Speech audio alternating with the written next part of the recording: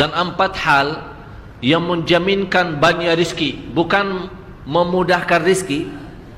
Tolong Bapak Ibu hafal, 4 hal bukan menjaminkan rizki, bukan memudahkan rizki, tidak. 4 hal mendatangkan rizki kemari. Dan 4 hal bukan Allah kasih kemudahan berarti kita berjalan mencari rizki Allah kasih, tidak.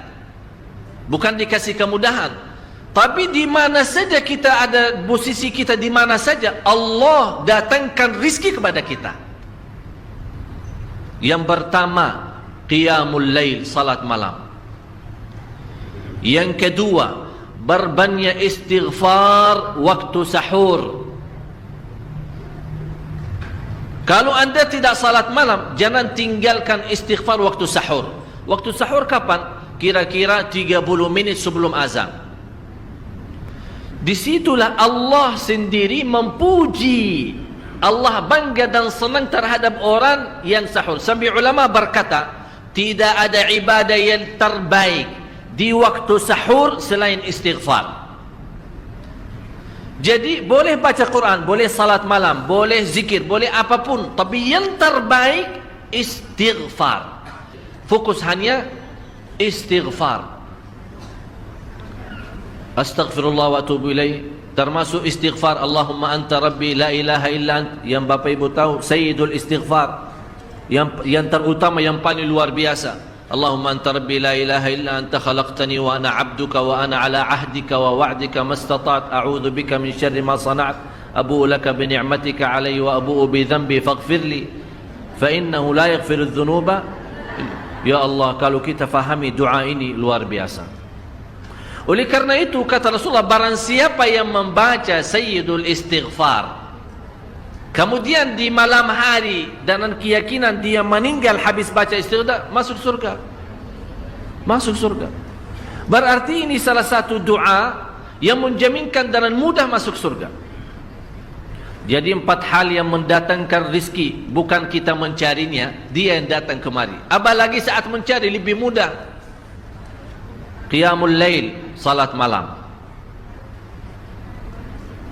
Tapi dalam bahasa, mohon maaf Bapak Ibu, dalam bahasa Arab disebut qiyamul lail, bukan salat. Tapi kalau diterjemahkan dalam bahasa kita salat. Tapi kenapa di situ qiyamul lail? Diberikan qiyamul lail, qiyam artinya berdiri. Berarti lama.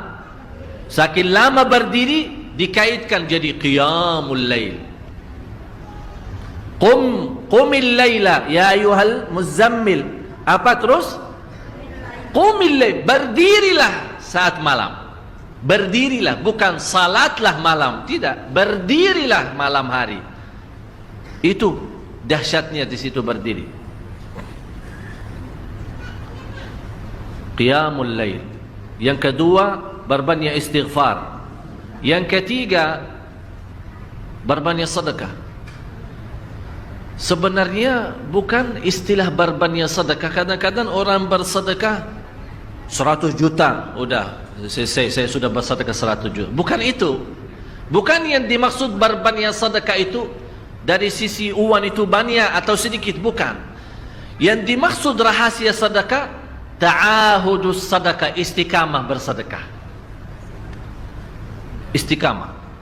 Itu tidak menjadi masalah besar maupun kecil. Itu tidak menjadi masalah. Karena bagi Allah tidak ada artinya besar maupun kecil, kita tidak memberikan kepada Allah.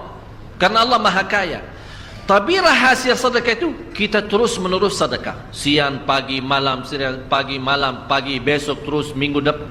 Tidak pernah berhenti. Setiap ada kesempatan selalu kita membawa sedekah. Itu namanya ta'ahudus sedekah.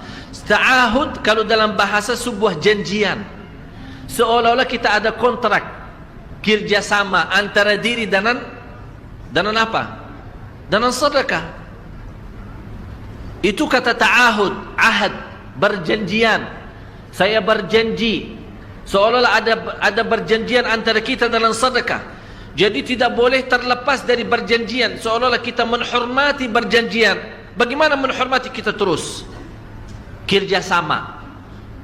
Kita beri, Allah ganti berkah sedekah. Kita beri lagi, Allah ganti masih terus. Kita beri, masih Allah terus ganti.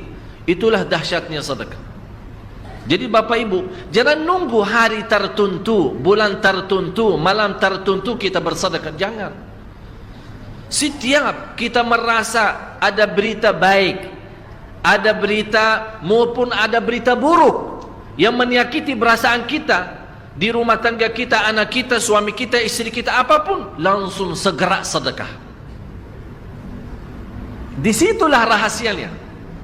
Ikatkan seolah-olah kita sudah membuat perjanjian antara diri dan sedekah. Dalam segala hal, hal senang maupun hal tidak, hal bahagia maupun hal sedih, hal bangga maupun hal lagi menghadapi kesusahan, kesulitan, selalu sehat dan sakit. Terus yang keempat, zikir, berzikir pagi hari dan sore hari. Berzikir pagi hari dan sore hari. Ini 4 hal Bapak Ibu. Berdiri malam hari, itu yang namanya tahajud, banjanya atau lamanya berdiri. Berbanyak istighfar waktu sahur.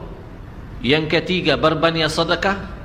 Sudah Bapak Ibu mengerti? Jadi istilah berbanyak sedekah bukan artinya harus banyak dari jumlah hitungannya, tidak. Yang keempat adalah berzikir di pagi hari maupun petang hari. Amman huwa qanitun ana al-laili sajidan wa qa'ima. Sajidan wa qa'ima. Jadi Bapak Ibu, saat kita berdiri lama, walaupun baca satu ayat, diulangi berkali-kali, walaupun baca surah pendek, tapi diulangi berkali-kali, tidak menjadi masalah. Bapak Ibu hanya hafal qulhu. Qulhu dibaca 3 kali, pahalanya seperti baca Al-Quran 30 juz. Ada seorang salih mengajak kawannya, sudah mendekati subuh, ayo bangun salat malam dan baca sepertiga Al-Quran. Langsung orang itu menjawab, bagaimana saya baca, sebentar lagi mau azan. Bacalah qul huwallahu ahad. Salat malam dan qul huwallahu ahad.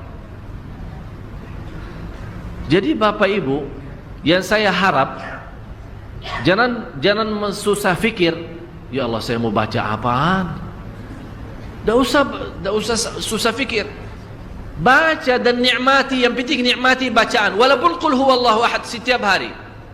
Kalau kita pusing baca, Allah tidak akan pusing mendengar. Malah Allah paling senang mendengar bisikan bacaan dan bisikan doa kita malam hari. Allah paling senang mendengar bisikan doa munajat kita malam hari. Itu luar biasa.